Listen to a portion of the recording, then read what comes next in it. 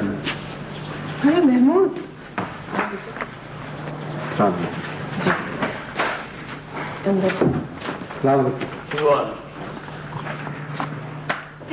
زیبو محمود بھائی آئے باہر ابا کے ساتھ ڈرائنگ روم میں بیٹھے. چلو واقعی شکر ہے وہ لینے تو آئے. تم کیوں کھڑی ہو گئی ہو؟ انہیں بات کرنے دو. میں دیکھ زیبی سمجھنے کی کوشش کرو, مجھے دیکھنے دو. چلو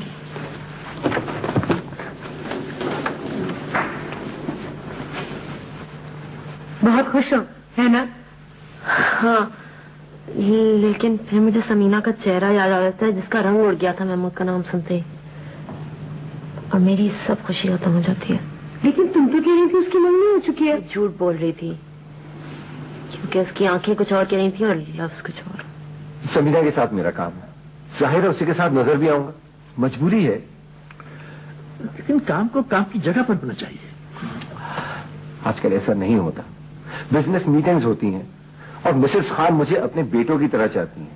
ان کے گھر میں کوئی مرد نہیں ہے. کیا ہو گیا اگر میں سمینا کے ساتھ کہیں چلا جاتا ہوں؟ تم کیسی باتیں کر رہے ہو بیٹا؟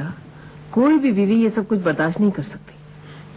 امی اگر مجھے یہاں نوکری کرنی ہے تو یہ سب کچھ کرنا پڑے گا. میں نے انکار نہیں کر سکتا.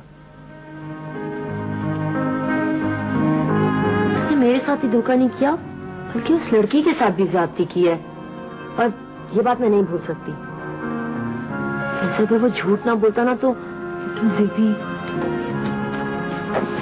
اب گزارا کیسے ہوگا؟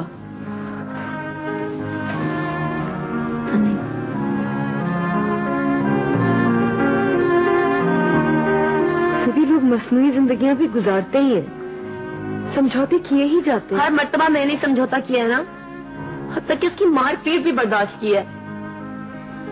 لیکن میرے ہوتے ہوئے کوئی اور لڑکی اس کی زندگی میں آ جائے یہ میں نہیں برداشت کر سکتی. اور نہ تمہیں برداشت کرنا چاہیے. میں تو تم سے صرف ان سوالوں کے جواب چاہتی ہوں. یہ سوال تم سے سب لوگ کریں گے. تمہیں ذہنی طور پہ ہر چیز کے لیے تیار رہنا پڑے گا زیبی.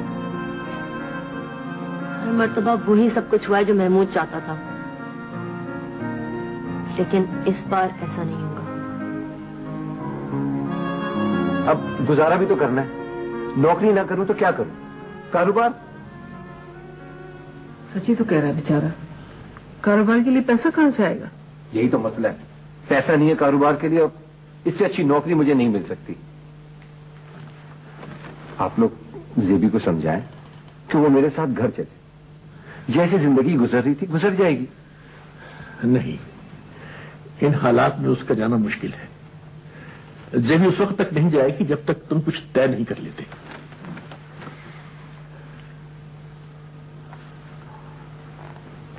ایک بات آئی ہے ذہن میں. اگر آپ, میرا مطلب ہے کہ اگر آپ مجھے کچھ رقم ادھار دے دیں تو. بیٹا بات یہ ہے کہ میں نے تو ساری رقم اپنے اسٹور پہ لگا دی تھی. اب بچوں کی تعلیم ہے, گھر کا خرچہ الگ ہے. اب اسٹور تو آپ ہی کا ہے. لیکن بیٹا اسٹور کو بیچا تو نہیں جا سکتا نا. اس اسٹور پہ بینک سے لون مل سکتا ہے. آپ اسٹور اپنا چلاتے رہیے, میں لون سے نیا کاروبار شروع کر لوں گا.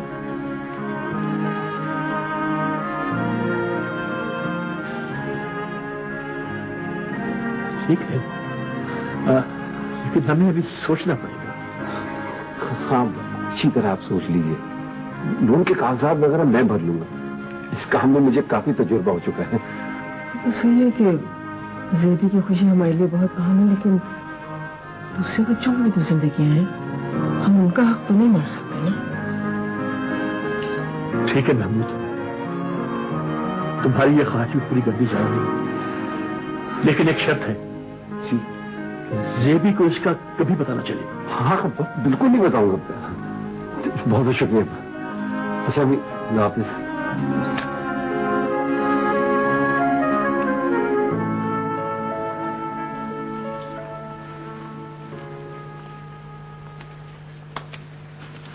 کیا ہوا؟ ابھی تک تو کوئی بات نہیں. بتاؤ تم کیا چھپا رہی ہو؟ کچھ نہیں چھپا رہی میں. اصل میں ابو غصے میں تیز ہونے لگے تھے. میں ادھر آ گئی کہ کہیں مجھ پہ نظر ہی نہ پڑ جائے. مجھے کیوں نہیں بلوایا؟ ضروری نہیں سمجھا ہوگا نا. मिलना चाहती हो?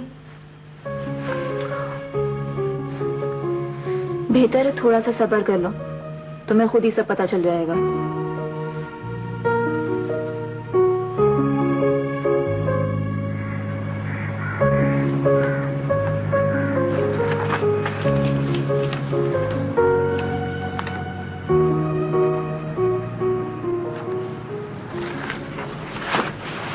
सिद्दत आपा, रात अम्मी ने मुझे बहुत अजीब सी बात बताई।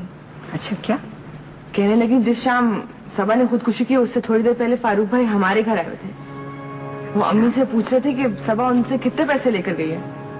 कि जब अम्मी ने बताया कि सबा उस दिन आई नहीं है तो फारूक भाई गुस्से में चले गए वहां से। कहने लगे मैं खुद मिल लूंगा सबा से। इसका मतलब क्या है? इसका मतलब ये है कि फारूक भाई ने हमें बताया कि वो घर पर नहीं थे उस वक्त। उन्होंने हमें बताया वो किसी दोस्त के घर थे, मगर अम्मी ये कह रही हैं कि वो घर गए थे क्योंकि उनको सबा से पैसे लेने थे। तो बड़ी कोई उलझी सी बात लगी। उलझी हुई बात नहीं है, फारूक भाई घर पर थे, उन्हें सबा से पैसे लेने थे। सवाल सिर्फ ये है कि अगर वो घर पर थे उन्होंने सबा को बचाने की कोशिश क्यों नहीं की, और हमसे क्यों छुपाया उन्होंने कि वो घर पर थे। मेरी ये बात समझ में नहीं आती कि ये सारी बातें अब क्यों तुम्हारे जहन में आ रही हैं? पता नहीं, जब से मैं जेबी से मिली हूँ मुझे एहसास हुआ कि हमें चुप नहीं बैठना चाहिए था, कुछ तो बोलना चाहिए था। मुमकिन है कोई बहुत बड़ा इंकशाफ होने वाला हो। मुझे कुछ एहसास है कि अब इसमें देर नहीं लगेगी। मुझे जेबी से मिलना है। घर पे नहीं है। कहाँ गई है? अपनी अम्मी के घर गई है। तो ठीक तो है ना? हाँ, खुदा करे ठीक ही हो।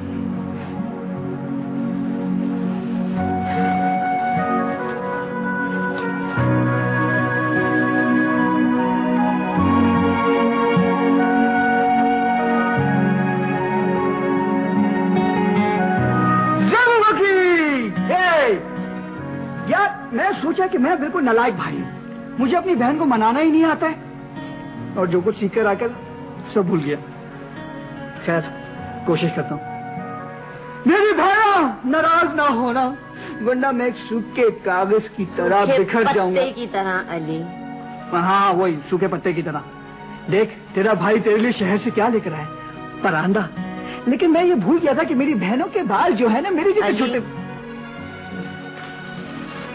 ठीक है, अगर तुम अभी भी नहीं हंसोगी ना तो मैं ये चाट खा के जान दे दूंगा। इसमें एक मक्खी भी। छी, क्या गंदी बातें करते हो अली। अच्छा है तुम हंसी तो, मुझे तुम उदास बिल्कुल भी नहीं अच्छी लगती। इसमें तुम्हारा तो कोई कसूर नहीं है। किसका कसूर है? अगर वो तुम्हारा मियाँ नहीं होता ना। अली, कोई बाहर से आके मेरे हालात नहीं बदल सकता, सब कुछ मुझे ही करना होगा। और फिर मेरी 2 बहनें हैं, मुझे उनके बारे में भी। खबरदार, तुम वही करो जो तुम्हारे लिए सही है। हम कोई ऐसे वैसे लोग नहीं है, और ये आमिर अच्छी तरह जानता है। सलमा की जिंदगी पर कोई असर नहीं पड़ेगा। प्लीज समझने की कोशिश करो, ये मेरा अपना फैसला है और किसी का नहीं। झूठ बोल रही हो तुम अम्मा की बातों में आ रही हो।